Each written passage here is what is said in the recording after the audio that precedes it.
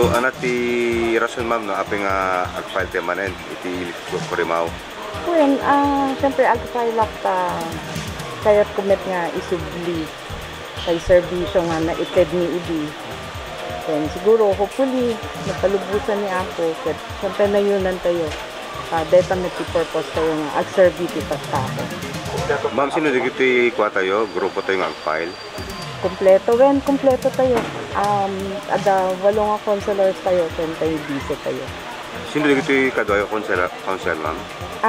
Ada dagi dati nga agda mga konsehal tata, the Charles Anthony Lasso, si Lord Fernando, Margie Aliado, tay vice tayo ni Sandra Cabrero. Ma'am, no, may kang kayo tigundaway, ana, dagi tay kayat tayo, no, may patong pag-itili ti Kurimaw. At siyempre tayo imbagak tatay, siyempre agnanayon nga serbisyo ti tao. Oo.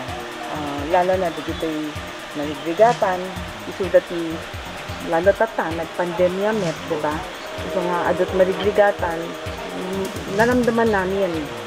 So there's the need nga, kasla kayat niya, maikandamit digito'y digito'y naririgat kasi naikanti serbisyo amin nga matapos.